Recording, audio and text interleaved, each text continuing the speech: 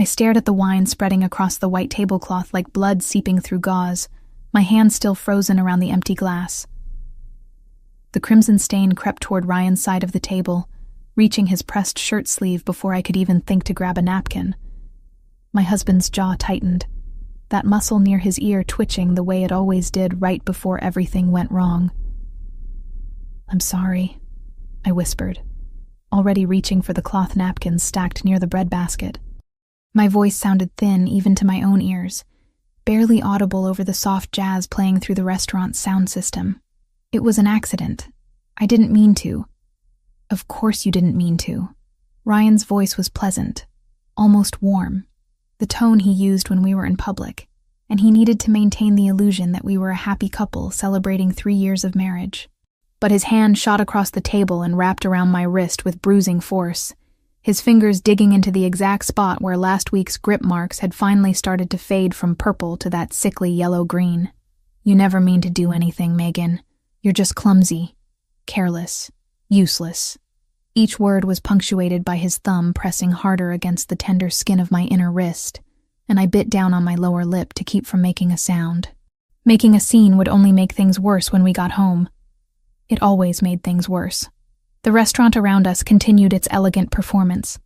The soft clink of silverware against china, the murmur of conversation from other tables, the rain that had started falling an hour ago now drumming steadily against the tall windows overlooking the street. No one was paying attention to us. No one ever did. "It's just wine," I said quietly, trying to pull my hand back, but Ryan's grip only tightened. "I'll pay for the dry cleaning." "With what money?" He smiled then, and if anyone had been watching, they would have thought he was being charming, maybe even flirting with his wife. "You don't have any money, remember? You barely make $400 a week doing those pathetic translation jobs. That doesn't even cover your half of the rent." My half of the rent. As if I hadn't given up my savings account, my credit cards, my entire financial independence when he'd convinced me to consolidate everything under his name 2 years ago. As if I hadn't stopped seeing my best friend Ashley because he said she was a bad influence. As if I had any life left outside the carefully controlled box he'd built around me. "Ryan, please." My voice cracked slightly, and I hated myself for the weakness. "People are looking." "No one's looking, sweetheart." But he released my wrist anyway, sitting back in his chair with that same pleasant smile fixed on his face. "Try not to embarrass me again tonight. This place isn't cheap, and I'm paying for it, so the least you can do is act grateful." I nodded, cradling my wrist against my stomach under the table where he couldn't see. The restaurant really wasn't cheap. Rossi's was one of those places where the menu didn't list prices, and the waitstaff moved with the kind of silent efficiency that suggested they'd been trained at establishments far more exclusive than this. Dark wood paneling, cream-colored walls decorated with original artwork, tables spaced far enough apart that conversations remained private. Soft lighting from antique-looking sconces made everyone appear softer, more attractive than they probably were in daylight.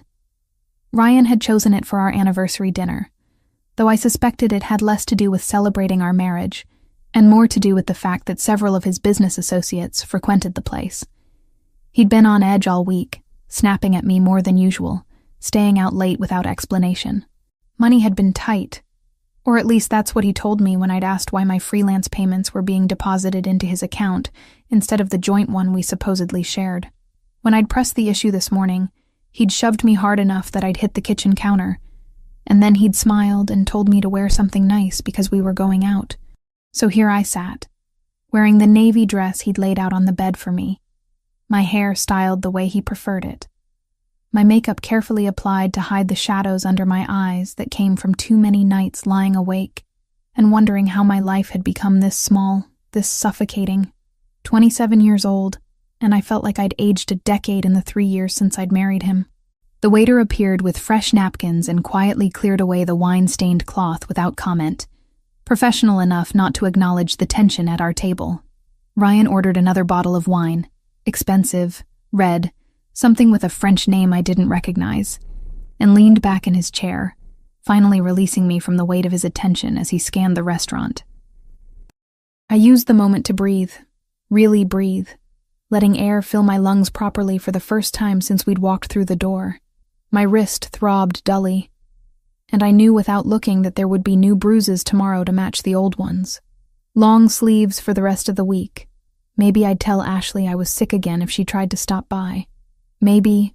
My gaze drifted past Ryan's shoulder to the table directly behind him, and I froze.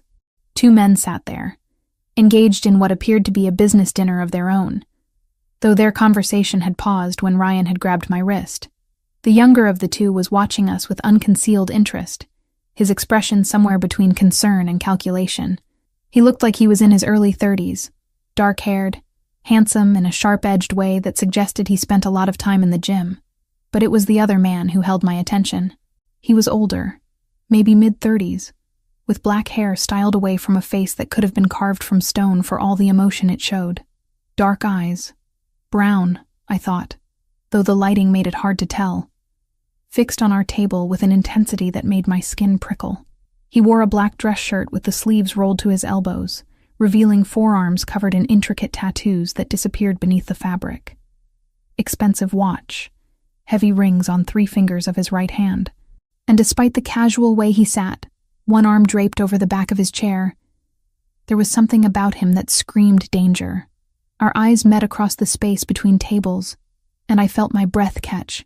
He wasn't just watching our table anymore. He was watching me, specifically, and the weight of his gaze made me feel simultaneously exposed and protected in a way I couldn't explain.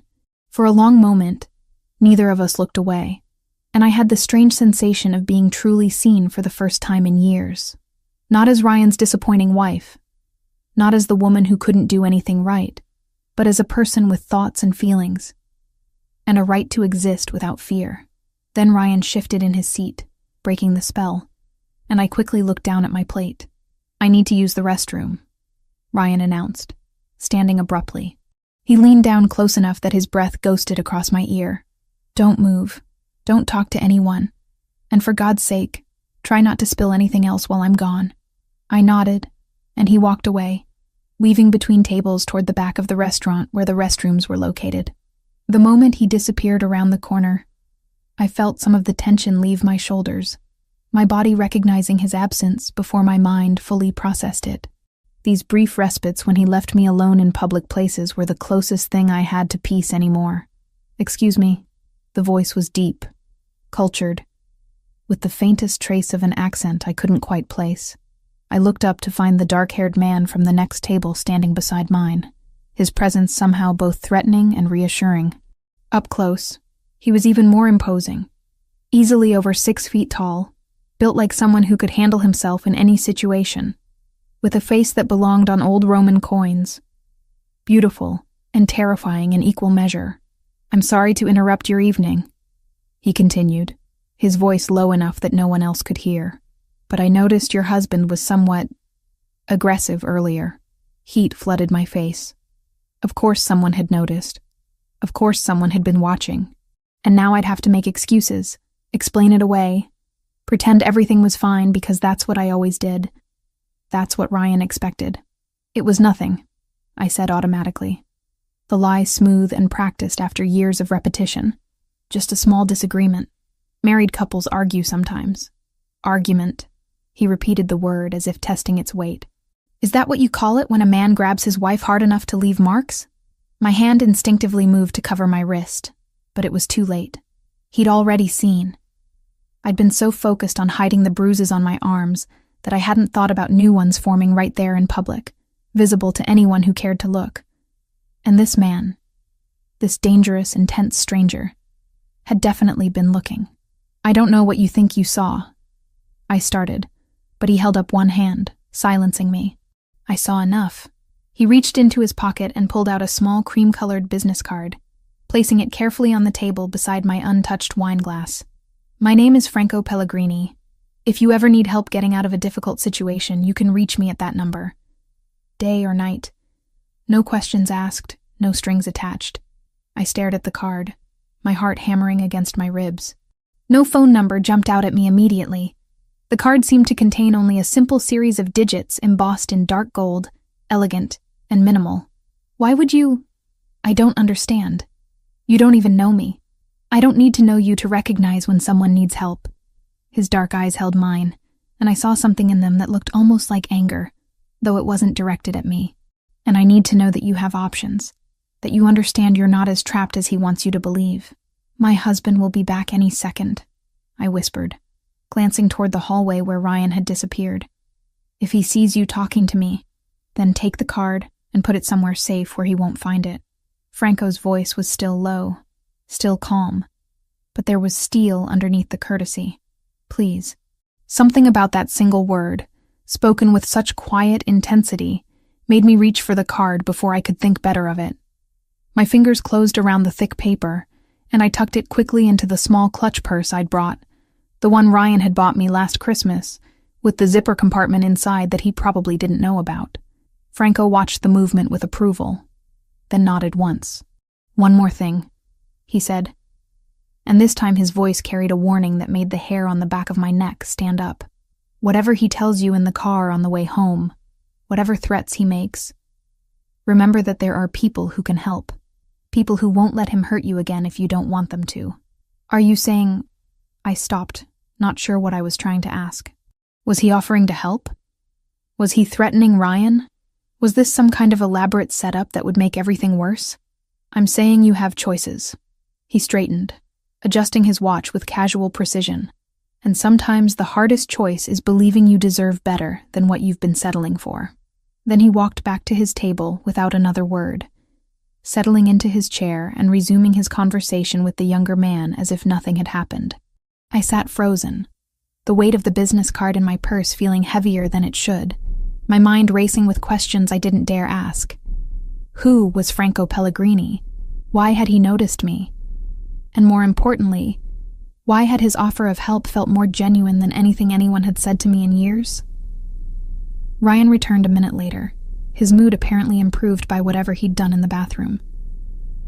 He smiled as he sat down, reaching across the table to pat my hand in what probably looked like an affectionate gesture to anyone watching. Ready to order, sweetheart? I nodded, managing a smile that felt like it might crack my face in half. Through the rest of dinner, I felt Franco's presence at the neighboring table like a physical weight, though I didn't dare look in his direction again. Ryan talked about his work, something involving accounts and transfers that he never explained in detail, and I made the appropriate noises of interest while pushing food around my plate and trying not to think about the card hidden in my purse. When the check finally came, Ryan paid in cash, counting out bills with the same careful precision he used for everything involving money. Then he stood, buttoned his jacket, and held out his arm for me in a parody of gentlemanly behavior that made my stomach turn. I took it because refusing would cause a scene, and we walked together toward the exit, Ryan's hand possessively tight on my elbow. The rain had intensified while we'd been inside, sheets of water cascading from the awning over the restaurant entrance and turning the street beyond into a blur of reflected headlights and neon signs. Ryan's car was parked 2 blocks away, and he hadn't brought an umbrella because he hadn't checked the weather and blamed me for not reminding him. We stood under the awning while he fumed about having to walk in the rain, his mood darkening with each passing second. "This is your fault," he muttered, loud enough that I could hear but not so loud that the valet standing nearby would register the words. "If you hadn't spilled that wine, we would have been out of here 20 minutes ago before it really started coming down." I said I was sorry. My voice was small, defeated. Exactly what he wanted to hear. Sorry doesn't mean anything when you keep doing stupid things. He grabbed my arm, his fingers finding the bruises from earlier with unerring accuracy, and started pulling me toward the street. "Come on, let's get this over with." We made it half a block before he started in earnest. The words came fast and vicious, hissed into my ear as we walked through the downpour, each one calculated to hurt in a way that wouldn't leave visible marks. I was worthless. I was lucky he put up with me. No one else would want me. I should be grateful he'd married me at all because God knows I wasn't pretty enough or smart enough or useful enough to deserve him. By the time we reached the car, I was soaking wet and shaking. Though whether from cold or fear or the delayed reaction to everything that had happened, I couldn't say. Ryan unlocked the doors and shoved me toward the passenger side, and I climbed in mechanically, my body going through the motions while my mind retreated to that quiet place where his words couldn't quite reach. He got in beside me, slamming his door hard enough to make the whole car shudder. For a moment, he just sat there, hands gripping the steering wheel, breathing hard through his nose. Then he turned to look at me, and the expression on his face made my blood run cold. "Shut up, or I'll make you," he said, his voice deadly quiet. "When we get home, you're going to pay for embarrassing me tonight. Do you understand?" I understood. I understood perfectly. This was the threat he always made, the promise of violence that hung over every interaction, every perceived slight, every moment of my existence in his presence. And there was nothing I could do about it except endure and hope that this time wouldn't be as bad as last time, that maybe he'd just yell and shove instead of using his fists. But as Ryan started the car and pulled into traffic, I felt the card in my purse pressing against my leg through the thin fabric, a small weight that felt like possibility. Franco Pellegrini's dark eyes had seen me, really seen me, and he'd offered help without expecting anything in return. Was it real? Could I trust a stranger who looked that dangerous? Who carried himself with that kind of barely restrained power? I didn't know. But for the first time in 3 years, I had something I hadn't had before. A choice. And maybe that was worth holding on to, even if I wasn't brave enough to use it yet. Back at the restaurant, Franco Pellegrini watched the couple disappear into the rain-soaked night, his expression thoughtful. His brother Joseph leaned forward, lowering his voice, even though the nearest table was several feet away and the ambient noise of the restaurant provided natural cover. "You gave her your card," Joseph observed, his tone carefully neutral. "Personal number and everything. That's unusual for you. She needs help." Franco's jaw tightened, and he reached for his wine glass, draining the remaining contents in one swallow. "And her husband is going to kill her eventually if someone doesn't intervene. Her husband who works for the Russos," Joseph added, pulling out his phone and scrolling through something on the screen. "Ryan Mitchell, 30 years old, mid-level money launderer for their East Coast operations. Moves cash through dummy accounts at 3 different banks. He's not important enough to be well protected, but he's connected enough that making him disappear would attract attention. I didn't ask you to make him disappear, though Franco's tone suggested he wouldn't object if it happened. I asked you to find out who she is and what her situation looks like. Facts, not solutions. Not yet." Joseph tapped his screen a few more times, then turned the phone so Franco could see. A driver's license photo filled the display. The same woman from the next table, though the picture had clearly been taken on a better day. No shadows under her eyes, no haunted expression. Just a normal 27-year-old woman named Megan Collins, with an address in Queens and an unrestricted status. Megan Collins. Joseph read from his phone. 27, freelance translator, specializes in Spanish and Portuguese. No criminal record, not even a parking ticket. Parents died in a car accident 5 years ago. Drunk driver ran a red light on the Long Island Expressway. No siblings. One close friend named Ashley Turner who works as a nurse at Mount Sinai. Married to Mitchell 3 years ago in a small civil ceremony. No social media presence, no recent photographs, nothing that suggests she has much of a life outside her marriage. Isolated, Franco said quietly. Classic pattern. He's cut her off from everyone and everything, made her financially dependent, probably convinced her no one else would help even if she asked. Are you sure you want to get involved? Joseph pocketed his phone, his expression serious. The Russos already don't like us. Taking one of their employees' wives, even if it's for her protection, could be interpreted as an act of aggression. I don't care what the Russos think. Franco's voice carried the kind of absolute certainty that had made him one of the most respected and feared men in their organization. And Mitchell isn't important enough for them to start a war over. If they push back, we'll handle it. But that woman deserves a chance to escape, and I'm going to make sure she has one. Joseph studied his brother for a long moment, then nodded slowly. All right, what do you want me to do? Keep tabs on her. Discreetly. I want to know if Mitchell escalates, if she tries to leave on her own, or if she calls that number. And Joseph? Franco's dark eyes were hard as stone. If he puts her in the hospital or worse, I want to know immediately, before the Russos even find out. Understood. Joseph raised his wine glass in a silent toast, to choices and the courage to make them. Franco clinked his glass against his brother's, though his gaze had already returned to the rain-streaked windows and the street beyond, where somewhere in the city a woman named Megan Collins was probably wondering if the card in her purse was a lifeline, or just another way to drown. 3 days. That's how long the card stayed hidden in my purse before everything fell apart.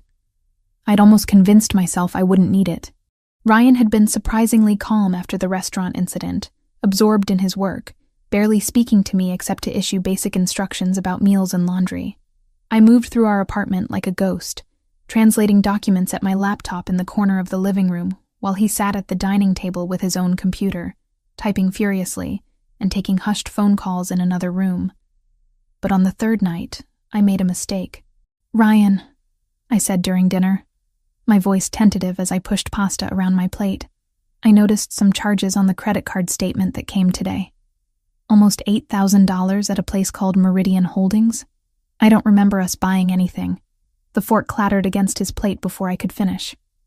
His head snapped up, and the look in his eyes made my blood turn to ice. "You went through my mail?" His voice was deadly quiet. "It was our joint card, I thought." "You thought." He stood slowly, deliberately, like a predator rising before an attack. "You thought you had the right to question how I spend money? Money that I earn while you sit at home doing your pathetic little translation jobs that barely cover groceries?" I stood too, instinct screaming at me to run, but there was nowhere to go in our small apartment. I wasn't questioning. I was just asking. His fist connected with my cheekbone before I saw it coming, the impact sending me stumbling backward into the kitchen counter. Pain exploded through my skull, white and blinding, and I tasted copper on my tongue. Before I could catch my breath, he grabbed a fistful of my hair and slammed my head against the cabinet behind me. "You don't ask questions." His face was inches from mine, spittle flying as he shouted. "You don't go through my things. You don't question my decisions. You don't do anything except what I tell you to do." He shoved me hard, and I crashed to the floor, my hip taking the brunt of the fall. Through the ringing in my ears, I heard him moving around the kitchen, opening drawers, and terror flooded through me. I scrambled to my feet and ran for the bathroom, the only room in the apartment with a lock on the door. I made it inside and slammed the door just as Ryan's footsteps pounded down the hallway. My shaking hands fumbled with the lock, finally getting it to click into place a second before he hit the door from the other side, the wood shuddering under the impact. "Open this door, Megan." His fist hammered against it, making the frame rattle. "Open it right now, or I swear to God." I backed away until I hit the far wall, sliding down to sit on the cold tile floor, my whole body trembling. Blood dripped from my nose onto my shirt, and my cheekbone throbbed with each heartbeat. Through the door, I could hear Ryan screaming threats, each one more violent than the last, describing in graphic detail what he was going to do to me when I came out. If I came out. My purse. Where was my purse? I'd dropped it somewhere in the living room when I'd run. My phone was in there, along with Franco Pellegrini's card. But there was no way to get to it without opening the door. And opening the door meant... Wait, my old phone. The one Ryan had made me stop using 6 months ago, claiming the plan was too expensive. I'd hidden it in the bathroom cabinet behind the spare towels, keeping it charged with the charger I'd tucked in there too, some desperate part of me knowing I might need it someday. Ryan's pounding intensified, and I heard something crack in the doorframe. He was going to break through. Maybe not tonight, but eventually. I crawled to the cabinet, pulled out the phone, and turned it on. The screen lit up after a moment, showing a nearly full battery and no service. Ryan had canceled the plan, but it still had Wi-Fi capability. I connected to our home network with fingers that barely worked, then opened the browser and pulled up a new email account I'd created months ago, just in case. The card. I needed that number. Think, Megan. Think. I'd memorized it, hadn't I? Those 3 nights lying awake, staring at the ceiling while Ryan snored beside me, running the digits through my mind like a prayer. Yes, I remembered. I dialed the number through a calling app, praying it would work, praying someone would answer, praying this wasn't all a terrible mistake. It rang twice before a voice answered. Hello? Franco.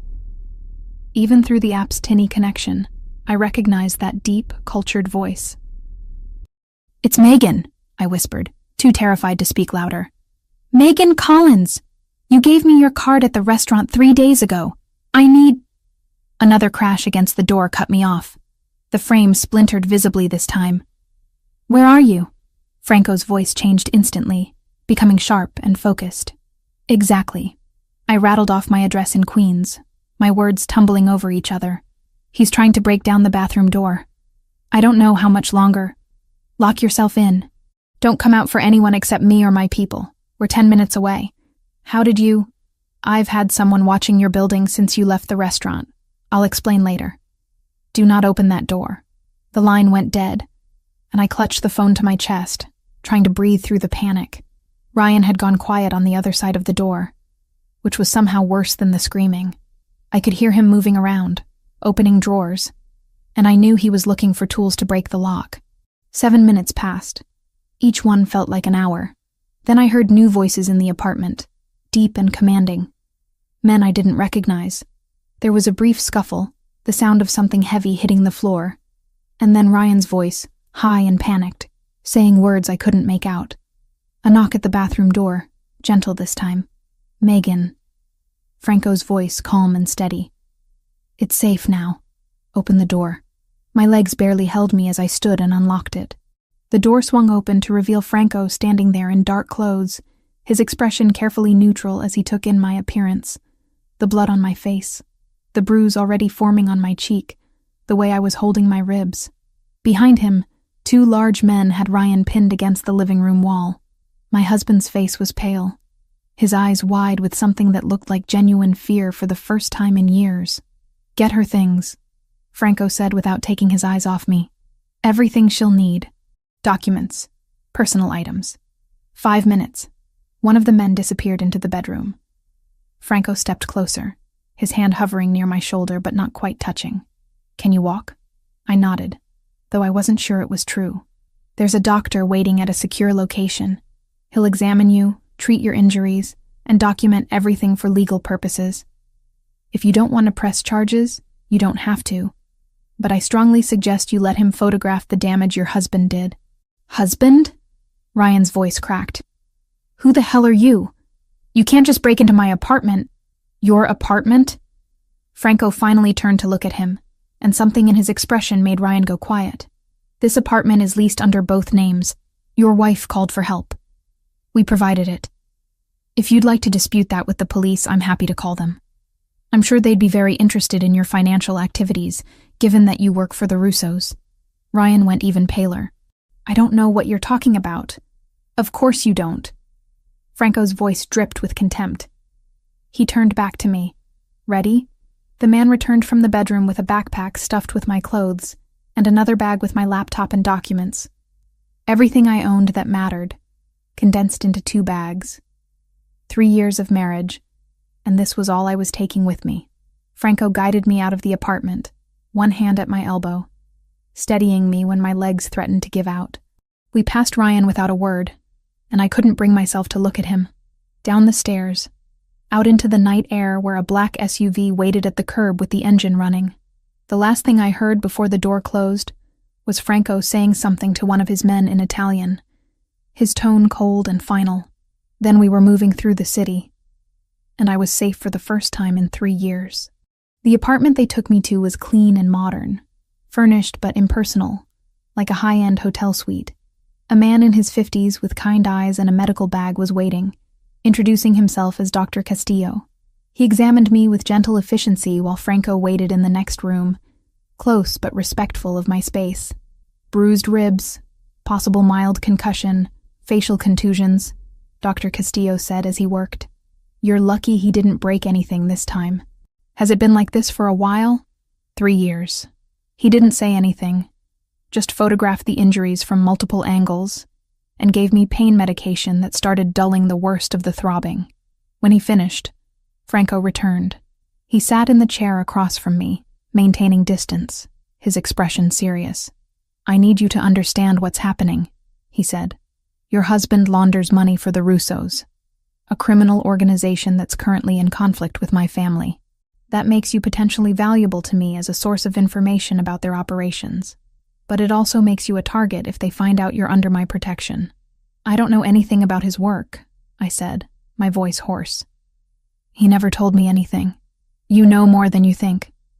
Account numbers, names mentioned in phone calls, patterns of behavior. All of that is useful. He leaned forward slightly. I'm offering you protection in exchange for whatever information you can provide. I've also arranged for a lawyer, one of the best divorce attorneys in the state, to start emergency proceedings. Given the documented violence, we can fast-track a restraining order and separation agreement. Why? The question came out as barely more than a whisper. Why are you doing this? Franco was quiet for a moment. Because no one should live in fear of the person who's supposed to protect them. And because I have the resources to help, so I will. It was the simplest, most honest answer anyone had given me in years. There's one more thing, I said, suddenly remembering. My friend Ashley. She's a nurse at Mount Sinai. If Ryan thinks she knows where I am, I'll have someone watching her, Franco assured me. Discreetly. She won't even know they're there unless Ryan tries something. Relief flooded through me, mixing with exhaustion and pain, until I felt like I might collapse. Franco must have seen it because he stood, gesturing toward the bedroom. Rest. Everything else can wait until tomorrow. You're safe here, and you're not going back to him. After he left, I managed to call Ashley using my old phone. She answered on the second ring, her voice tight with worry. Megan, where are you? I tried calling earlier and Ryan said you were asleep, but something felt wrong. I left him, I said, and saying it out loud made it real in a way it hadn't been before. I can't explain everything right now, but I'm safe. There are people helping me. What people? Meg, you're scaring me. Good people. I promise I'll explain everything when I can. But Ashley, if Ryan contacts you, don't tell him anything. Don't let him know where I am or who I'm with. Can you do that? There was a long pause. Then, of course. Whatever you need. Just be careful, okay? After we hung up, I sat in the unfamiliar apartment, surrounded by expensive furniture and the promise of safety, and let myself cry for the first time in months. Not quiet tears designed to go unnoticed, but deep, wrenching sobs that came from somewhere I'd kept locked away for too long. I'd made a choice. I'd called a dangerous stranger for help, and now I was in his debt. But I was also alive, and for tonight, that was something worth holding on to. 2 weeks in the loft, and I was starting to remember what it felt like to breathe without counting the cost.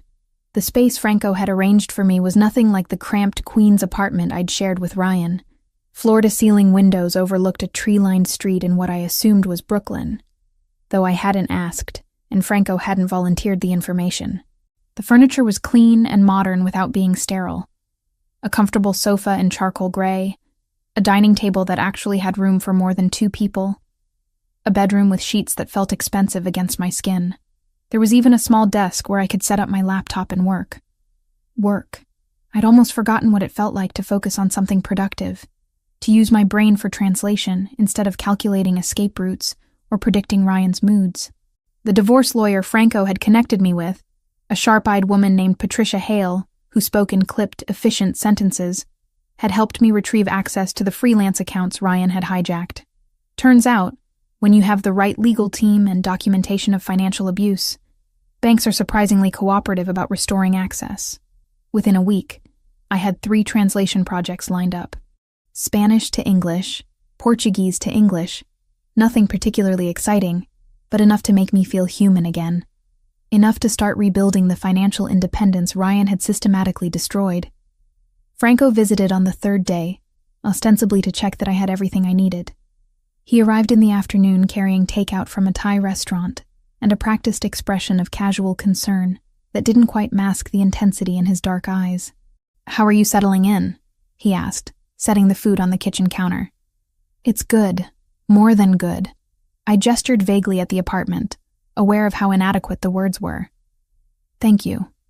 For all of this. You don't need to keep thanking me." He started unpacking containers, the movements precise and controlled. "Have you eaten today?" The question caught me off guard. "I had coffee this morning." His jaw tightened slightly. "Coffee isn't food. Sit.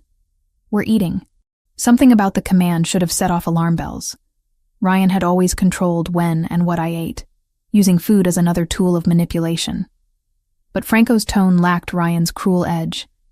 This felt less like control and more like someone who'd noticed I was neglecting basic self-care and decided to intervene. We ate at the small dining table, and Franco asked questions about my work, my translation projects, whether I needed anything for the apartment. Simple, practical questions that gradually eased into something more personal.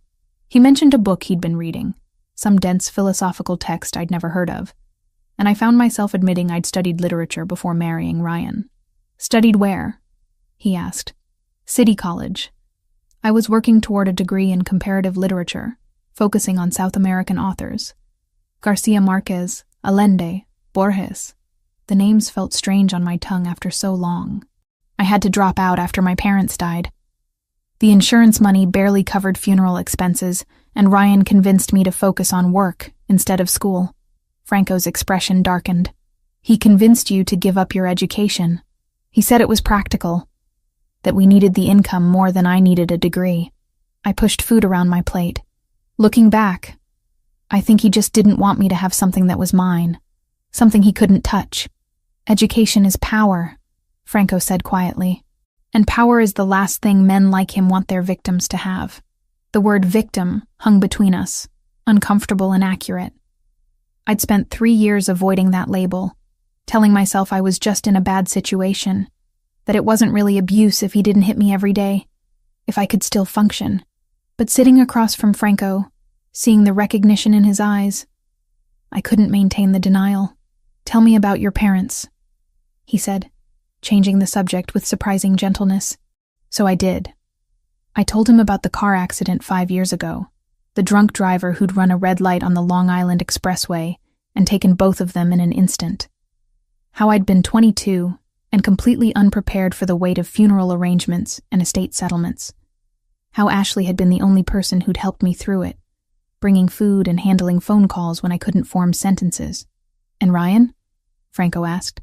I met him 6 months after they died. He seemed stable, reliable, like exactly what I needed when everything felt chaotic. I laughed, the sound bitter. He was good at that, sensing what people needed and becoming it long enough to trap them. Franco listened without interrupting, and when I finished, he simply nodded. My mother died when I was 17. Cancer. It took 8 months from diagnosis to the end. The admission surprised me. Franco didn't seem like someone who shared personal information easily. Yet here he was, offering pieces of himself like an exchange of vulnerabilities. I'm sorry, I said. She made me promise to use whatever resources I had to protect people who couldn't protect themselves. His voice was steady, matter of fact. At the time, I didn't understand what that would mean, what resources I'd have access to, what kind of life I'd lead. But I've tried to honor that promise. Is that why you helped me? Partly. He met my gaze directly. Also because watching him hurt you and doing nothing would have made me complicit. I don't accept complicity. The visits became more frequent after that. Franco would stop by every few days, usually bringing something. Coffee from a place that apparently made it the way I liked. Books he thought I might enjoy based on our conversations. Once a plant, because he'd noticed the apartment felt sterile. Small gestures that somehow didn't feel invasive, just thoughtful. I started noticing details about him, the way he listened with complete attention, as if whatever I was saying mattered more than anything else happening in his world, how he was different around me than around the security personnel who occasionally checked the apartment, softer somehow, less guarded. The scar on his left hand that he never mentioned, the watch he wore that looked older than him, probably inherited. On the 11th day, I did something impulsive. I cooked dinner. The loft's kitchen was well stocked, and I had ingredients for pasta carbonara. Not fancy, but something I could make without thinking too hard. When Franco arrived for his usual check-in, I met him at the door with a nervous smile. I made dinner, if you want to stay. He looked surprised, then pleased. I'd like that. We sat at the dining table with plates of pasta and glasses of wine Franco had brought weeks ago, and I'd been too nervous to open. The conversation flowed easier than it should have between a woman fleeing abuse and the crime boss protecting her. We talked about food, about cities we'd visited, about the weird comfort of rainy afternoons. Eventually, the conversation turned deeper. Franco told me about growing up in a world where violence was currency, where loyalty meant everything and trust was earned in blood. He spoke about his brother Joseph, about the family business that was both protection and prison. "Do you ever want out?" I asked. "Sometimes. Then I remember that leaving would mean abandoning the people who depend on me, and I can't do that." He swirled wine in his glass. "We don't always get to choose the lives we're born into. We just choose what we do with them. I chose Ryan," I said quietly. "I chose wrong. You chose based on limited information and grief and vulnerability. That doesn't make you responsible for what he did with that choice." Franco leaned forward slightly. "Megan, you need to understand something. What happened to you wasn't your fault. Not the isolation, not the financial abuse, not the violence. None of it." Tears stung my eyes before I could stop them. "Everyone says that. But I stayed. For 3 years, I stayed.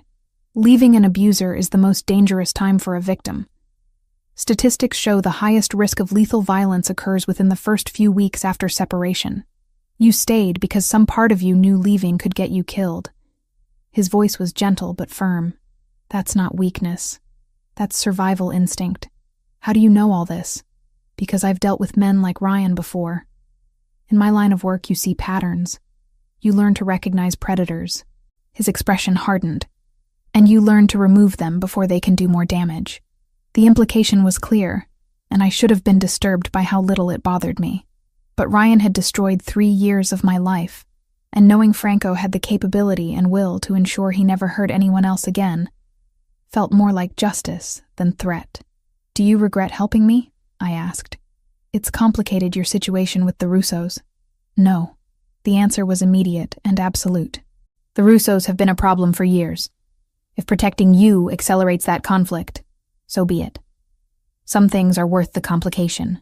We finished dinner in comfortable silence, and when Franco left, he paused at the door. "You're doing well, Megan. Rebuilding takes time, but you're stronger than you think." After he left, I stood at the window watching the street below, feeling something unfamiliar stirring in my chest. Not just gratitude or relief, but something warmer, something dangerous given the circumstances.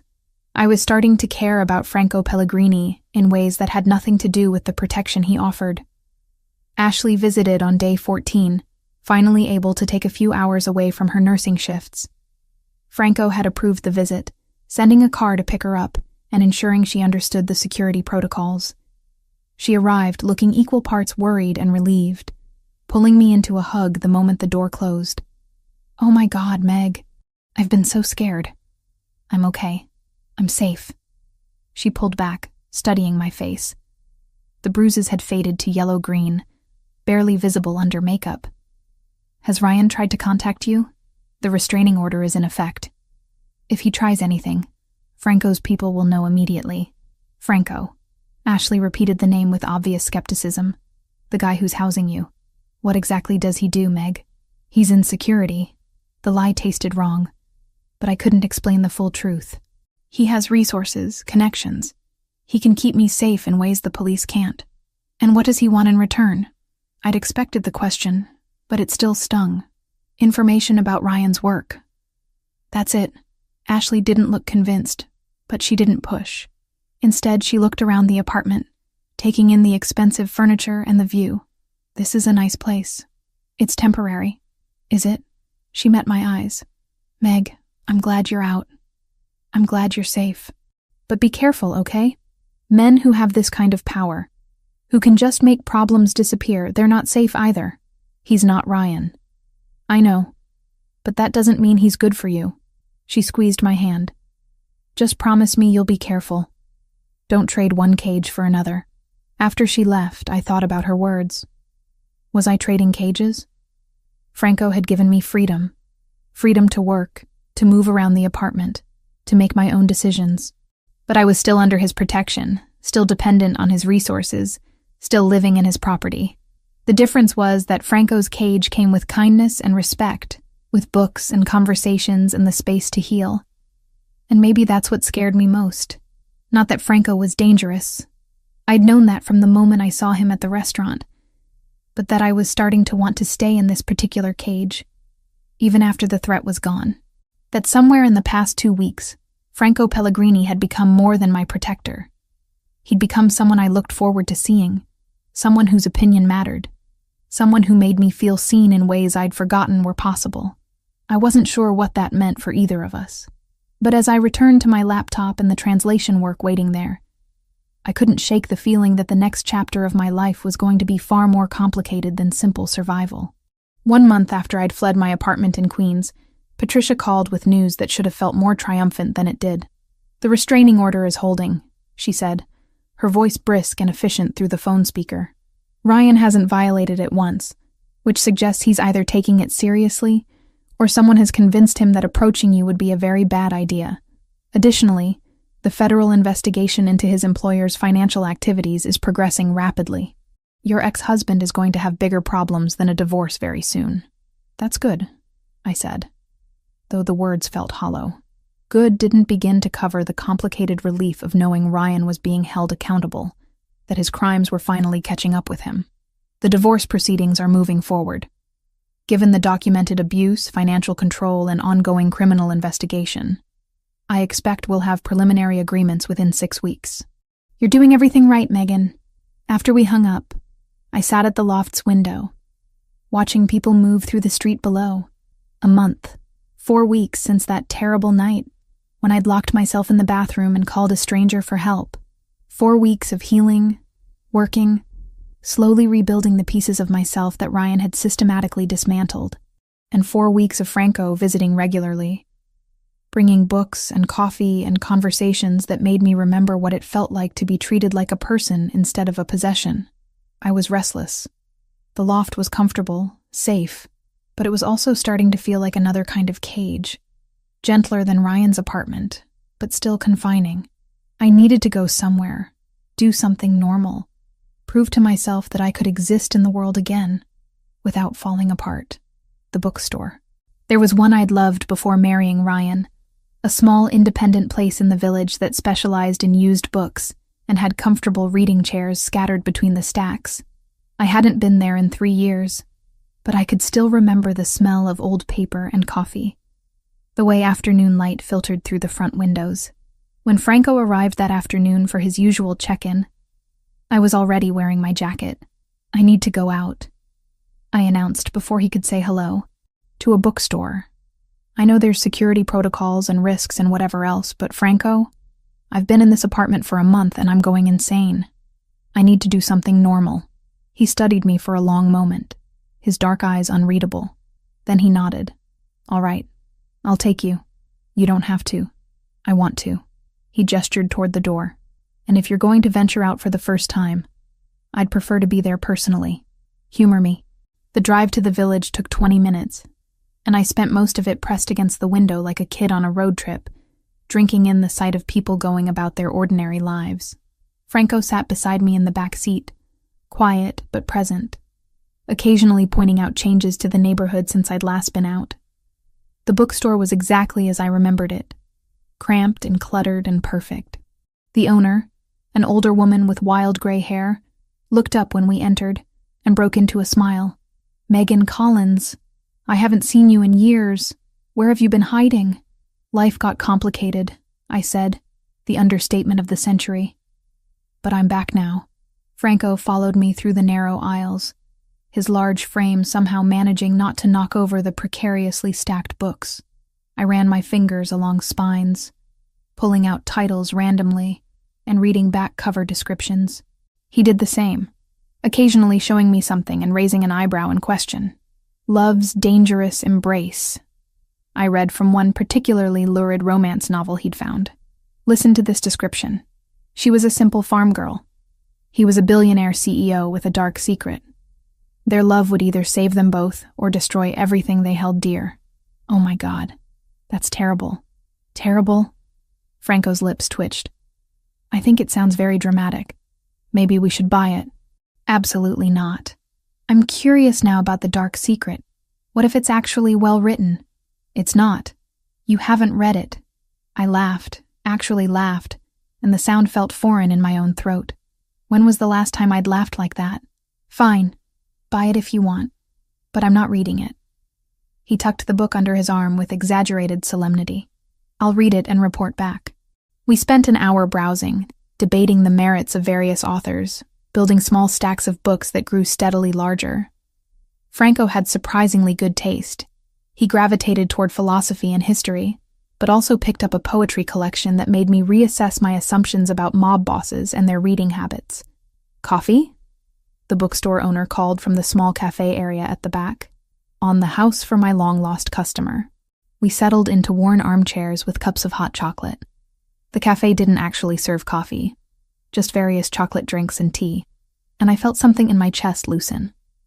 This was normal. This was what people did on ordinary afternoons. Read books, drank hot chocolate, talked about nothing important. "Thank you," I said quietly, "for bringing me here, for not making me feel like I'm being paranoid or demanding by wanting to leave the apartment. You're not paranoid. You're healing." Franco set down his cup. "And healing requires more than just physical safety. You need to remember what it feels like to live, not just survive." The afternoon stretched into early evening, the light outside fading to that particular golden quality that only happened in autumn. Eventually, we paid for our books, Franco insisting on buying everything despite my protests, and headed back to the car. Light rain had started falling while we were inside. Nothing heavy, just a fine mist that made the sidewalk glisten. I wasn't paying attention to where I was walking, too busy laughing at something Franco had said about the romance novel tucked in his bag, and my foot hit a patch of wet leaves. I stumbled, my balance completely gone, and strong hands caught me before I could fall. Franco's arms wrapped around me, steadying me, and suddenly we were pressed together on the sidewalk, his face inches from mine. Time did something strange. Slowed down or sped up. I couldn't tell which. All I knew was that I could feel the warmth of him through my jacket, could see the exact moment his expression shifted from concern to something else entirely. His eyes dropped to my mouth, and I felt my breath catch. He was going to kiss me. I wanted him to kiss me. The realization crashed through me with startling clarity. This wasn't gratitude or dependence, or any of the complicated things I'd been worried about. This was real attraction, genuine desire for the man who'd somehow become the most important person in my carefully reconstructed life. But Franco didn't close the distance. Instead, he pulled back slightly, though his hands remained at my waist, steadying me. "Careful," he said, his voice rough. "The sidewalk is slippery." "Franco, you should choose when you're ready," he continued, his dark eyes intense. "When you're truly free, not just legally but emotionally. When you can be certain that what you feel isn't just gratitude or trauma bonding or any of the other things that happen when someone helps you escape danger." He released me slowly, putting proper distance between us. "You deserve that choice, Megan. And I won't take it from you by rushing something you might regret later." I wanted to argue that I was ready, that I knew what I felt, but the words stuck in my throat, because maybe he was right. Maybe I couldn't be completely certain yet. Couldn't separate rescue from genuine connection when everything was still so raw and new. But God, the frustration of wanting something and having it denied for my own good was almost unbearable. "What if I don't want to wait?" I asked quietly. "Then you tell me that when you're free. When the divorce is final. When Ryan is no longer a threat. When you've had time to build a life that isn't defined by running from him." Franco's expression was gentle but firm. "I'm not going anywhere, Megan. I'll wait." We drove back to the loft in silence, but it wasn't uncomfortable. It was charged, full of possibility and restraint, and the weight of things unsaid.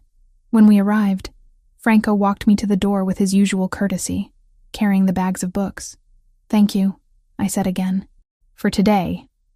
For all of it. Anytime." He handed me the bags. "And Megan? For what it's worth, I'm waiting because you matter.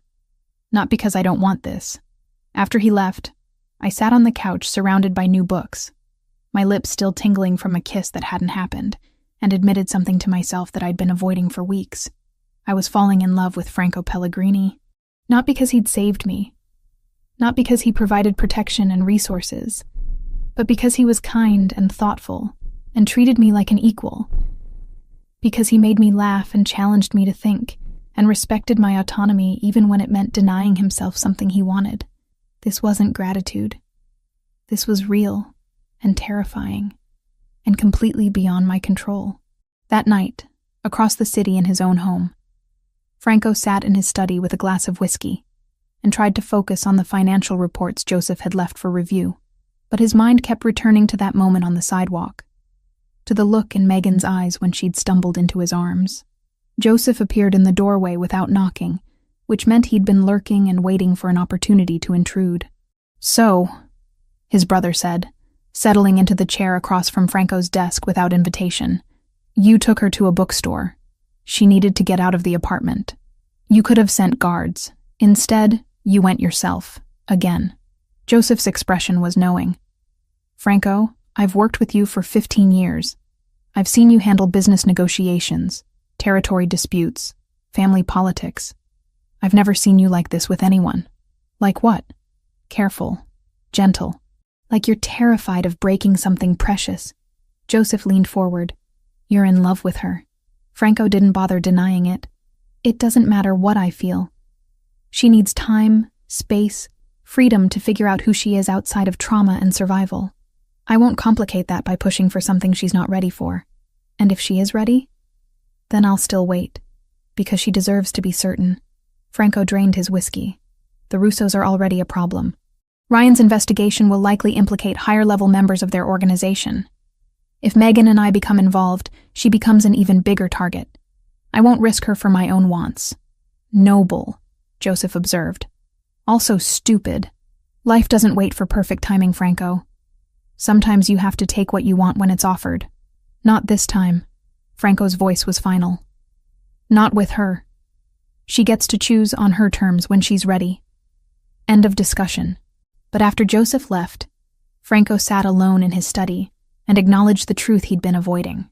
Megan Collins had become more important to him than any strategic advantage against the Russos, more valuable than any business deal or territory expansion. She mattered in a way that scared him, and he would do whatever it took to ensure she had the freedom to choose her own future, even if that future didn't include him. 6 weeks after I'd left Ryan, he found me. I was working on a translation project at my laptop, completely absorbed in converting a Portuguese legal document into English, when I heard shouting from the street below. At first, I ignored it. This was New York, after all. People shouted all the time. But then I heard my name, slurred and furious, and my blood turned to ice. I moved to the window carefully, staying back from the glass, and looked down. Ryan stood on the sidewalk outside the building, his shirt untucked and his face red with alcohol, or rage, or both. 2 of Franco's security guards had positioned themselves between him and the entrance, their postures calm but ready. "Megan!" Ryan screamed again, his voice carrying up to my 3rd-floor window. "I know you're in there. You can't hide from me forever." My hands shook as I pulled out my phone and called Franco. He answered on the first ring. "I'm already on my way," he said before I could speak. "Stay away from the windows. Lock the door. I'll handle this." How did he find me? My voice came out as barely more than a whisper. "We'll discuss that after I deal with your ex-husband." The line went dead, and I moved away from the window, pressing my back against the wall and trying to control my breathing. This was supposed to be safe. This building, this apartment, this new life. It was all supposed to be protected. But Ryan had found me anyway, and now he was here. And all the progress I'd made over the past 6 weeks felt like it was crumbling. 10 minutes passed. I heard a car arrive, heard new voices joining the chaos below. Then silence. Terrible, complete silence that somehow felt worse than the shouting. A knock at my door made me jump. "Megan, it's Franco. Open up." I unlocked the door with trembling fingers. Franco stood there looking completely composed except for his eyes, which burned with barely controlled fury. Behind him, I could see one of his guards stationed in the hallway. "Is he gone?" I asked. "He's being escorted back to Queens with a very clear message about what will happen if he attempts this again." Franco stepped inside, closing the door behind him. "Are you all right? Patricia will make sure what he did out there is recorded as a violation of the restraining order," Franco added, his voice flat. "If he tries anything like that again, the police will have grounds to act immediately." "I'm fine, shaken, but fine." I wrapped my arms around myself. "How did he find me?" "The Russos have been conducting surveillance. Street cameras, License plate tracking, standard observation techniques. They must have spotted one of my cars and traced it back to this building. His expression was grim. I should have anticipated this. I'm sorry. It's not your fault. Ryan works for them. Of course they'd be looking. I moved to the couch, my legs suddenly unreliable. What happens now? Now I adjust security protocols and move you somewhere they can't track as easily. He sat beside me, maintaining a respectful distance. Joseph is already working on identifying how extensive their surveillance has been and shutting it down. We'll make sure this doesn't happen again. I should have felt relieved. Franco was handling everything, protecting me the way he'd promised. But all I felt was exhausted and angry, and something else I couldn't quite name. For 6 weeks, I'd been rebuilding myself, reclaiming pieces of my life that Ryan had taken. And now, he'd violated even this safe space, reminded me that no matter how far I ran, he could still reach me. I want to see you deal with them, I said suddenly. The Russos. I want to understand what you actually do, who you really are beyond the man who brings me coffee and talks about books. Franco was quiet for a long moment. That's not a side of me I wanted you to see. I don't care what you wanted. I care about the truth. I turned to face him directly. You've been protecting me, giving me space to heal, treating me like I'm fragile. But Franco, I'm not fragile. I survived 3 years with Ryan. I'm stronger than you think, and I need to understand exactly who I'm trusting with my life. Something shifted in his expression. All right, come with me tonight. I have a meeting with some associates about the Russian situation. You can observe, ask questions afterward. But Megan, once you see that part of my world, you can't unsee it. Are you certain? I'm certain. That evening, Franco took me to a building I'd never been to before. Nondescript from the outside, but clearly a hub of his operations inside. We went to an office on the top floor, where Joseph and 3 other men I didn't recognize were waiting. Maps covered one wall, along with photographs I didn't look at too closely. I sat in a corner while they discussed strategy in a mix of English and Italian, their voices low and businesslike. They were planning how to neutralize the Russian surveillance, how to send a message that would make them back off without starting an open war.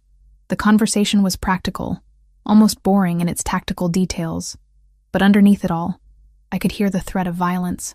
These were men who could make problems disappear, and they were discussing it like other people discussed quarterly reports. Franco was different here. Still controlled, still intelligent, but harder somehow. When he spoke, everyone listened. When he made a decision, no one questioned it.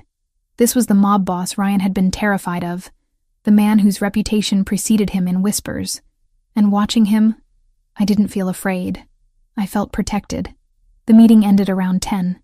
Joseph and the others left, but Franco stayed, turning to where I sat quietly observing. Questions? You're going after the people who helped Ryan find me. Yes. Carefully. Strategically. But yes. They crossed a line when they targeted you. He moved closer. Does that disturb you? It should, I admitted. But it doesn't. Does that make me a terrible person? It makes you someone who understands that sometimes the only way to stop predators is to be more dangerous than they are. He studied my face. You're not afraid of me. No. I've seen what fear looks like.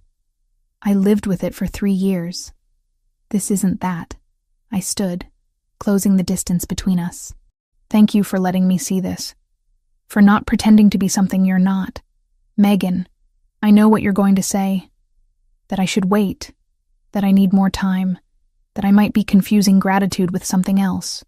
I reached up and placed my hand against his chest, feeling his heartbeat quicken. But I've had 6 weeks to think about this.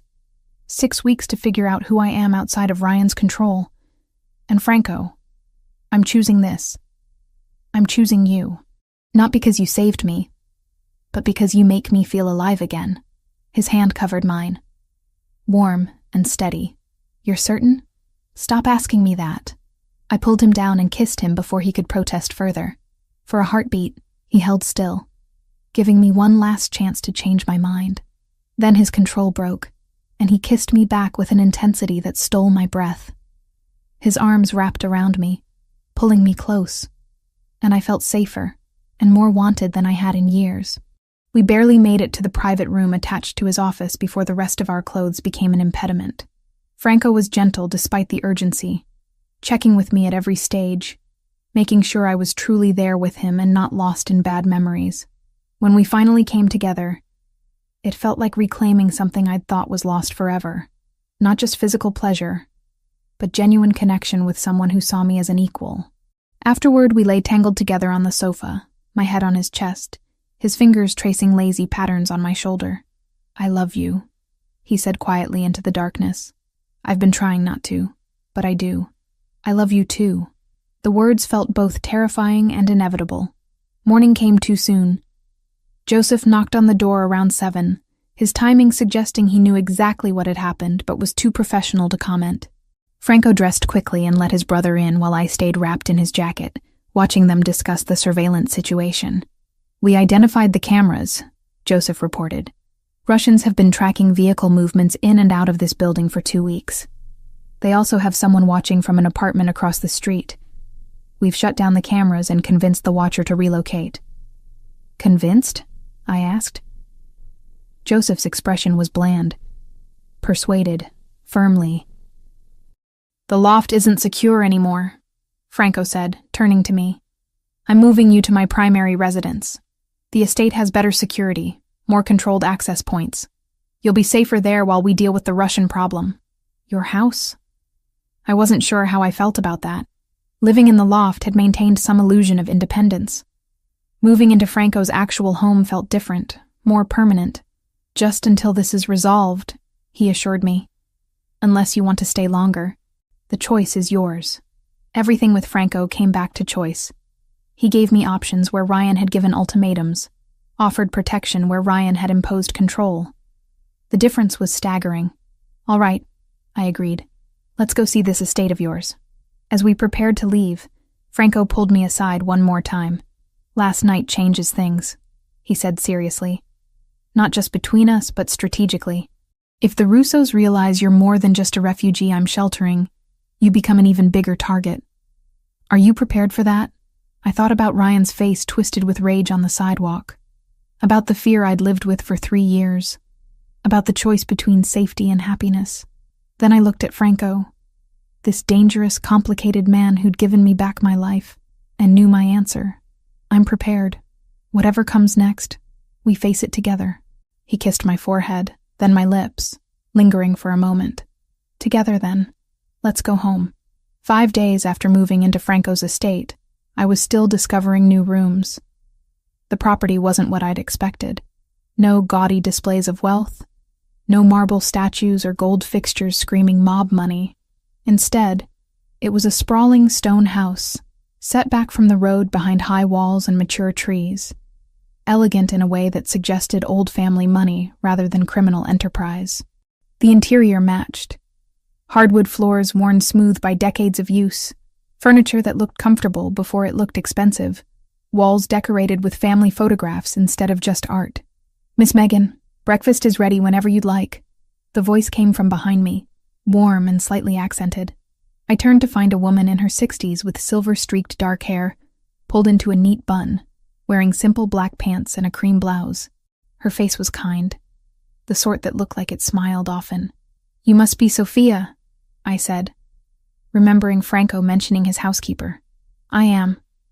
And you must be the woman who's turned this house upside down in the best possible way." She gestured toward the kitchen. "Come, sit. You're too thin. We need to fix that." Something about her maternal tone made me relax instantly. I followed her to a kitchen that was clearly the heart of the home, large but cozy, with copper pots hanging from hooks and the smell of fresh bread filling the air. A plate appeared in front of me loaded with eggs, toast, fruit, and pastries I couldn't name. "Sophia, this is too much. Nonsense. Eat." She poured coffee without asking if I wanted any, somehow knowing I took it black. "Mr. Franco tells me you've had a difficult time. Food helps. Trust me, I've been feeding this family for 15 years.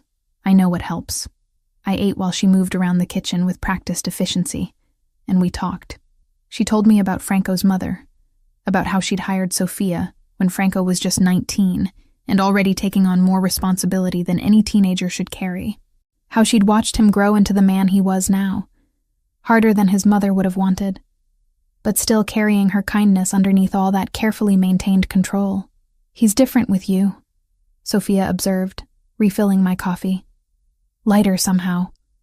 Like he remembers there's more to life than duty and obligation." Before I could respond, Joseph appeared in the doorway, his hair still damp from a shower. "Sophia, please tell me you made those almond pastries." "Yes, you did. You're a saint." He grabbed one from the counter and turned to me with a grin. "Morning, Megan. Sleep okay? The walls are thick here, so you shouldn't hear Franco pacing at 3 a.m. like he does when he's working through problems." "Joseph," Sophia chided, but she was smiling. "What?" "She should know what she's getting into." He sat beside me, stealing a piece of fruit from my plate. Franco's habit of thinking out loud at unreasonable hours. His weird thing about organizing books by color instead of author. The way he gets obsessive about pasta sauce and will literally stand at the stove for 2 hours getting it perfect. Despite myself, I laughed. Joseph had a way of making everything feel normal, like living in a mob boss's fortified estate was just regular Tuesday morning conversation. "Don't let him fool you," Sophia said, pointing a wooden spoon at Joseph. "This one is just as particular about his espresso. God forbid anyone use the wrong grind setting. That's different. Espresso is science. And pasta sauce isn't?" I listened to them bicker affectionately and felt something warm settle in my chest. This was family. Not the toxic, controlling version I'd known with Ryan, but genuine care and connection. They were including me effortlessly, making space for me in their dynamic without making a production of it. Franco found us like that an hour later, still sitting around the kitchen table, while Joseph told increasingly ridiculous stories about security mishaps, and Sophia pretended to be scandalized. He stood in the doorway for a moment, just watching, and when our eyes met, I saw satisfaction in his expression. He'd wanted me here, in his home, surrounded by the people he trusted. And now I was. The days took on a rhythm. Mornings in the kitchen with Sophia, who taught me her pasta recipes while sharing stories about Franco's childhood. Afternoons working on my translations in the study Franco had set up for me, complete with a massive desk and a view of the garden. Evenings when Franco would find me wherever I'd settled, carrying books or wine or just his presence, and we'd talk for hours about everything and nothing. I saw different sides of him here. The leader who commanded absolute respect when his people came to the house for meetings, his voice carrying authority that made grown men straighten their spines. But also the private Franco who read philosophy books in the garden, who made breakfast on Sophia's day off with surprising skill, who woke gasping from nightmares he wouldn't discuss. But that left him shaken until I held him. 2 weeks into living at the estate, we had the conversation I'd been both anticipating and dreading. We were in his study late at night, the house quiet around us. Franco sat behind his desk reviewing documents while I curled in the leather chair across from him with a novel. Comfortable silence, the kind that came from being genuinely at ease with someone. Then he set down his pen and looked at me directly. "I need to tell you something," he said, "and I need you to really hear it." My stomach tightened. "Okay. I never expected this." "You? Us." He gestured between us. "I've spent 15 years building walls, keeping distance, making sure I never cared about anyone enough that losing them would destroy me. And then you walked into my restaurant, and all of that careful control became worthless. Franco, let me finish, please." He stood, moving around the desk to lean against it, closer, but still maintaining space. "My world is dangerous. Not just occasionally, not just when things go wrong. Constantly. Inevitably dangerous. People I care about become targets. Relationships become leverage. And I'm terrified that bringing you into this, letting you matter to me the way you do, will get you killed." The raw honesty in his voice made my throat tight. "Then why did you bring me here? Because keeping you at arm's length was killing me anyway. And because you deserve to choose your own risks instead of having them chosen for you." He ran a hand through his hair, frustrated. "I'm being selfish. I know that. I want you here, in my home, in my life, but I need you to understand what that means." I set down my book and stood, crossing to where he leaned against the desk. "I understand better than you think. I spent 3 years with a man who used fear as currency, who made every day about survival. You're dangerous, Franco. But not to me. Never to me. And yes, your enemies might see me as leverage, but that's a risk I'm choosing to take. Why? The question was almost desperate. Why would you choose this? Because you treat me like an equal, not a possession. Because you give me choices instead of ultimatums. Because when you look at me, you see a person with thoughts and dreams and autonomy, not just something to control. I placed my hand on his chest, feeling his heartbeat quicken. I love you, Franco. Not the protection you offer, not the safety or resources. You, the man who brings me coffee and argues about books and makes terrible jokes to see me smile. That's who I'm choosing. His hands came up to frame my face, gentle despite their strength. I love you too. More than is probably wise. More than is certainly safe. Then we'll be unwise and unsafe together.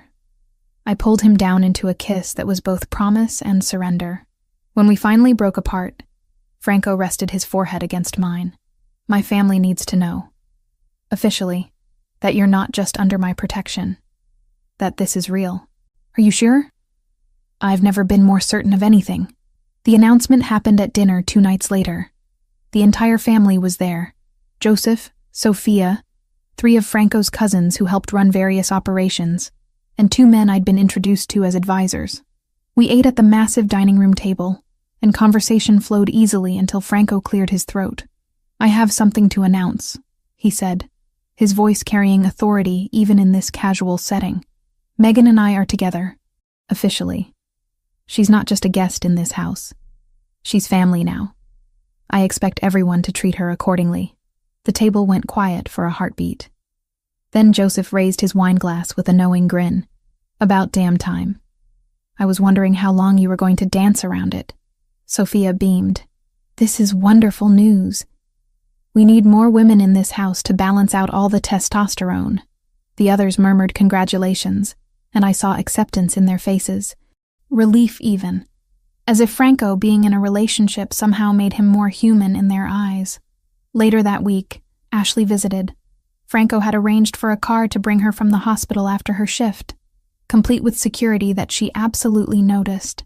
Meg, this is insane, she whispered as we walked through the garden, far from where anyone could overhear.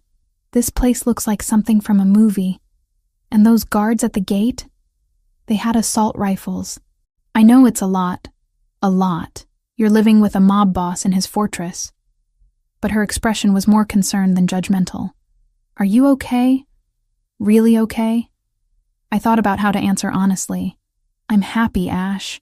Happier than I've been in years. Franco treats me with respect, gives me freedom, supports me in ways Ryan never did. Yes, his world is dangerous.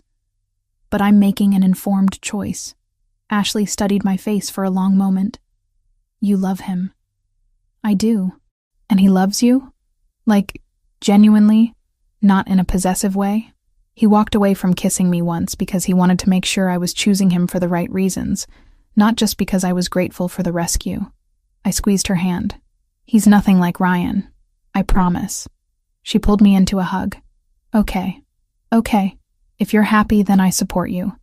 But Meg, if anything changes, if you ever feel unsafe or trapped, you call me immediately. Deal? Deal. That night, lying in Franco's bed with his arm around me and moonlight streaming through the windows, I felt something I hadn't experienced in years. Peace. Not just safety or security, but genuine contentment. The future was uncertain, possibly dangerous, definitely complicated, but I was facing it with someone who saw me as a partner, who valued my choices, who loved me not despite my flaws, but including them. What are you thinking about? Franco murmured, his voice drowsy. That I never expected to be here. In your home, in your life, in love with someone like you. Someone like me meaning what? Dangerous? Criminal? Someone extraordinary. I turned to face him in the darkness. Someone who makes me want to be brave. His arms tightened around me, and I felt his lips press against my forehead. You've always been brave, Megan. You just needed the space to remember it. We fell asleep like that, tangled together. And for the first time since my parents died 5 years ago, I felt like I truly belonged somewhere, not because of obligation or fear, but because I'd chosen it. And that choice, that simple act of deciding my own future, meant everything. 2 months had passed since Franco announced our relationship to his family. 2 months of learning what it meant to be loved without conditions, to be treated as a partner instead of property. I'd settled into the rhythm of life at the estate, mornings translating documents in my study, afternoons helping Sophia in the garden, evenings with Franco discussing everything from philosophy to the mundane details of daily life. Then, Agent Cooper appeared, and everything became complicated again. He contacted me through Patricia, my divorce attorney, requesting a meeting to discuss Ryan's ongoing criminal case. Patricia was present when I met him at her office downtown, Franco's security waiting outside with strict instructions not to interfere unless I signaled distress. Agent Cooper was younger than I expected, maybe 40, with tired eyes, and the kind of methodical demeanor that suggested years of building cases brick by brick. He laid out his proposition with practiced efficiency. Mrs. Collins, excuse me, Ms. Collins, the federal investigation into the Russian organization your ex-husband works for has reached a critical stage. We have financial records, surveillance, testimony from lower-level operatives. What we need is someone who can connect Ryan Mitchell directly to specific money laundering operations. Someone who lived with him, who might have overheard conversations or seen documents. I already gave you everything I know, I said carefully. When I first left Ryan, I provided information to Franco's people about account numbers, names I'd heard, and that information was helpful. But Ms. Collins, we need you to testify. In court, under oath, about what you witnessed during your marriage. He leaned forward slightly. I understand this is asking a lot, but Ryan Mitchell and the people he works for have destroyed countless lives.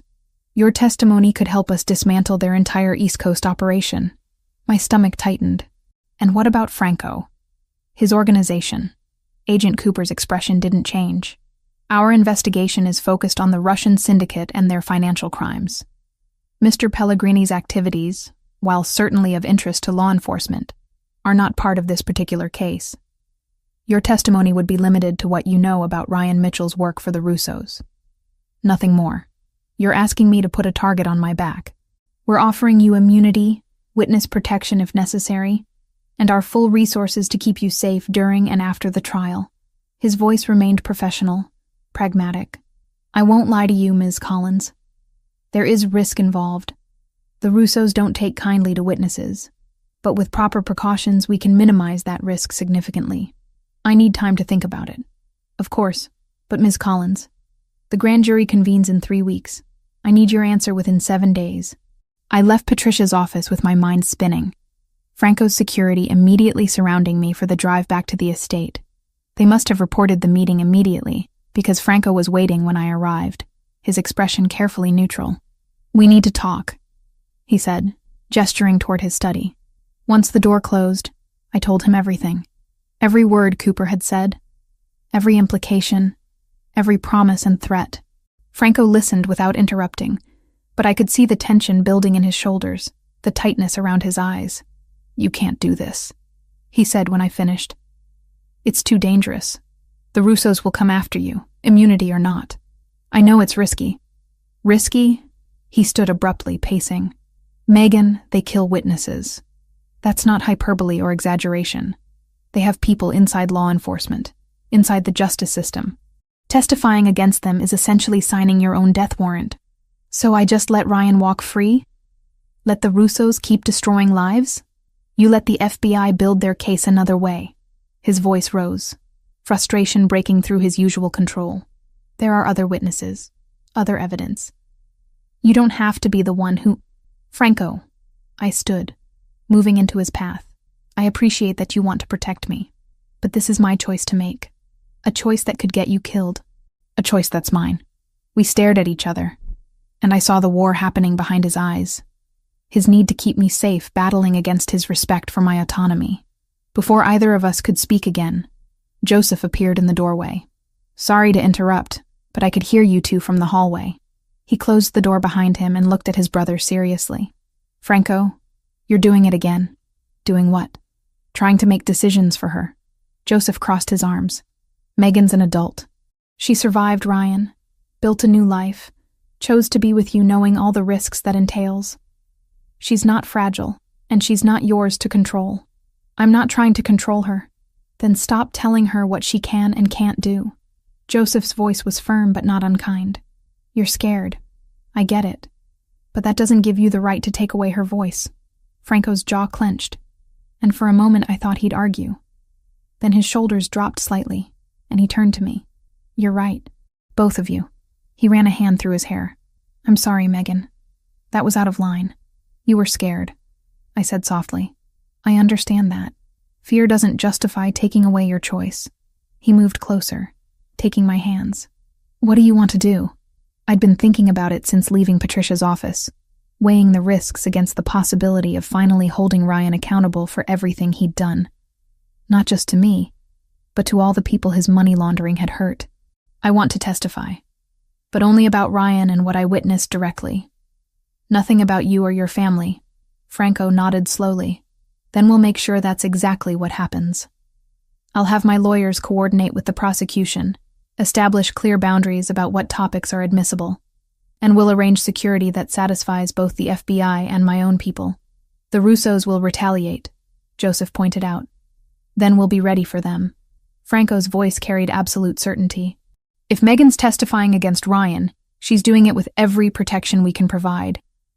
The next week was a blur of meetings with lawyers, prosecutors, and security personnel. Franco's legal team negotiated the scope of my testimony down to specific incidents related to Ryan's work, with strict prohibitions against questions about Franco or his organization. The FBI agreed reluctantly, apparently deciding limited testimony was better than none. Preparation sessions were exhausting. Patricia and Cooper walked me through potential questions, taught me how to answer clearly without volunteering extra information, explained courtroom procedures. Franco sat in on several sessions, his presence both comforting and slightly intimidating as he evaluated every aspect of the FBI's protection plan. 2 days before I was scheduled to testify, the Russos made their move. I was leaving Patricia's office after a final prep session when 3 men approached on the sidewalk. Not obviously threatening, just moving with purpose toward where I stood with Franco's guards. One of them called my name, and I saw his hand reaching into his jacket.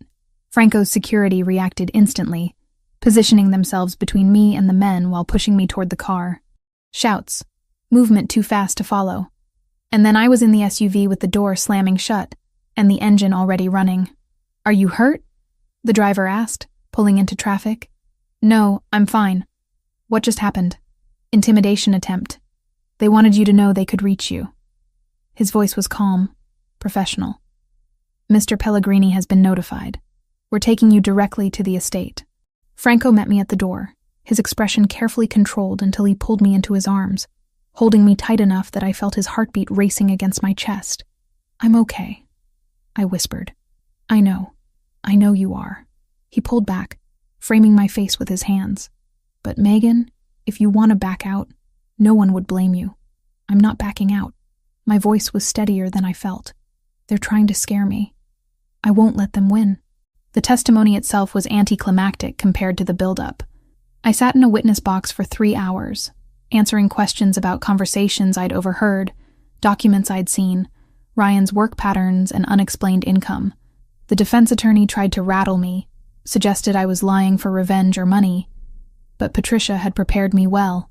I stuck to facts, answered only what was asked, and never mentioned Franco's name once.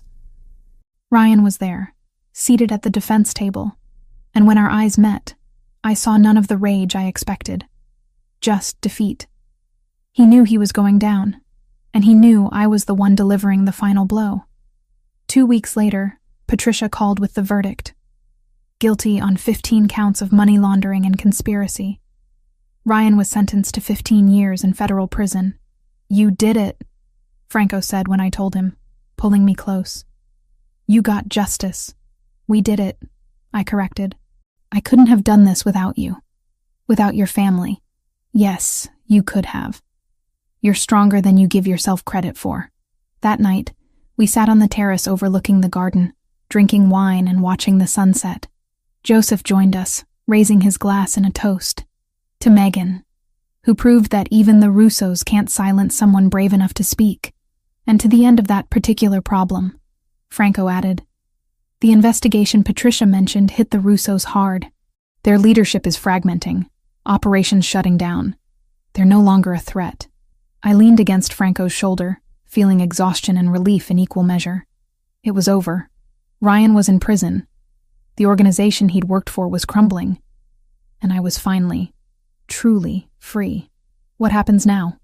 I asked. Franco kissed the top of my head. Now we live. No more running. No more looking over our shoulders.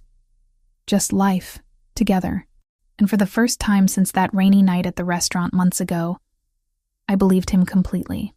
4 months after Ryan's sentencing, Patricia called with the final paperwork. The divorce was complete. Officially, legally, permanently over. I held the documents in my hands and felt nothing except relief. No anger, no residual fear, just the quiet satisfaction of a chapter definitively closed. Ryan was serving his 15-year sentence at a federal facility upstate. I'd requested no contact, and apparently he'd honored it. Whether from genuine remorse or just exhaustion, I didn't know and didn't particularly care. He was someone else's problem now, and I was free to build the life I'd only dreamed about during those terrible years. The first thing I did was return to school. City College accepted my transfer credits and readmitted me into the comparative literature program I'd abandoned when my parents died. Walking onto campus that first day felt surreal. 27 years old, surrounded by students barely past their teens, carrying notebooks instead of the weight of constant vigilance. But Professor Martinez welcomed me warmly, and within weeks I'd settled into the rhythm of lectures, essays, and passionate debates about Garcia Marquez's magical realism versus Borges's philosophical complexity. Franco supported my decision without hesitation. He arranged his schedule around my classes, insisted I use the estate's library for studying, and listened patiently when I rambled about obscure literary theory at dinner. Once I found him reading one of my assigned novels, a dense analysis of post-colonial Latin American fiction, just so he could discuss it with me later. You don't have to do this, I told him, touched and slightly amused. I want to understand what matters to you, he replied simply. Besides, it's interesting. I never had time for this kind of education when I was younger. My translation work evolved too. I still took freelance projects, but increasingly I worked with Franco's legal team, helping navigate contracts for his expanding legitimate operations. He'd been serious about transitioning away from his family's darker enterprises, and watching him systematically dismantle questionable ventures and replace them with clean businesses was fascinating. Restaurants, import companies, tech startups, each carefully vetted, properly licensed, completely legal. It's slower money, Joseph observed one evening over dinner, discussing a shipping contract. But it actually sleeps at night. You sleep better too, Sophia added pointedly, looking at Franco.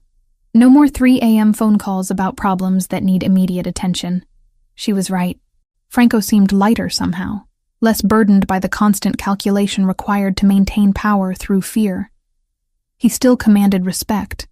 That was inherent to who he was, but now it came from competence and fairness rather than implied threats. Ashley became a regular fixture at the estate, arriving most Sundays for dinner and staying late to argue with Joseph about everything from politics to the correct way to make tiramisu.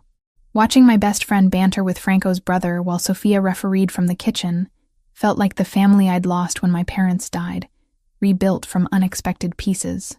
I still can't believe this is your life, Ashley whispered one night while we helped Sophia with dishes. From Queen's apartment with Ryan to this. It's like a completely different universe. Sometimes I can't believe it either, I admitted. But it's real. I wake up every morning and choose it. And it keeps being real. 3 months into the semester, Franco suggested we take a trip. Italy, he said. Florence, where you studied abroad. Rome, where my mother's family is from. I want to show you where I came from, and I want to see the places that made you love Italian literature. We went in October when the tourist crowds thinned and the air turned crisp. Franco's family in Rome welcomed me like I'd always belonged. Cousins and aunts and uncles who spoke rapid Italian and insisted I eat far too much pasta, and told embarrassing stories about Franco's childhood that made him groan, but also smile. In Florence, we walked streets I'd traversed years ago as a student. I showed Franco the cafe where I'd spent hours reading Dante, the small bookshop where I'd discovered Calvino, the piazza where I'd first understood what it meant to fall in love with a language, and he showed me the neighborhood where his mother grew up, the church where she'd been baptized, the stories she'd told him about a life before she'd married into his father's world. She wanted something different for me, Franco said quietly, as we stood in front of her childhood home. She made my father promise I'd have choices, that I wouldn't be forced into the life if I didn't want it. But you chose it anyway. I was 17 when she died. My father needed help, the family needed leadership, and I was good at it. He took my hand. But she'd be happy about this. About the changes I'm making. About you. On our last night in Rome, we ate at a small restaurant his cousin recommended, tucked into a quiet neighborhood far from tourist areas. The food was extraordinary, the wine even better. And halfway through our meal, Franco reached across the table and took both my hands. "I need to tell you something," he said, his expression serious. "And I need you to really listen." My heart stuttered, old instincts flaring briefly before I reminded myself this was Franco, not Ryan. This was safety, not threat. "Okay," I said carefully. "I don't want this to be temporary. The life we're building, it's not something I'm doing until you get back on your feet, or until the threat passes, or until you decide you want something else." His dark eyes held mine with familiar intensity. "I want you in my life permanently, as my partner, my equal, the person I come home to every night and wake up beside every morning. Franco, I'm not asking you to marry me. Not yet." A small smile touched his lips. "We've both learned that rushing major decisions leads to mistakes. But I'm asking if you can see that future, if you want it the way I do." I thought about the life I'd built over the past months. My classes, my work, the family dinners and late-night conversations and quiet mornings reading in the garden. I thought about Ashley's laughter mixing with Joseph's, about Sophia teaching me recipes that had been passed down through generations, about Franco's careful respect for my autonomy even as he loved me fiercely. "I can see it," I said, my voice steady despite the emotion swelling in my chest. "I want it. With you. With this complicated, beautiful life we're building together." His relief was visible, tangible. He brought my hands to his lips, kissed my knuckles gently. "Then we'll keep building it. One choice at a time." We returned to New York refreshed, and life continued its evolution. I excelled in my classes, earning praise from Professor Martinez and an invitation to present at a small academic conference. Franco finalized the sale of his last questionable operation and reinvested the proceeds into a clean energy startup. Ashley started dating Joseph, which somehow felt inevitable and perfect. Sophia hired an assistant so she could spend more time in her own garden instead of just maintaining Franco's. 6 months after the divorce was finalized, I graduated. The ceremony was small, but my people were there. Ashley cheering loudly, Joseph whistling, Sophia wiping tears, and Franco sitting in the front row looking prouder than my own father had at my high school graduation. That evening, we went back to Rossi's. Franco had purchased it months ago, kept the original staff and menu, but updated the management. The owner who'd sold it to him had been ready to retire, and Franco had made sure everyone kept their jobs with better pay and benefits. We sat at the same table where I'd spilled wine on Ryan all those months ago.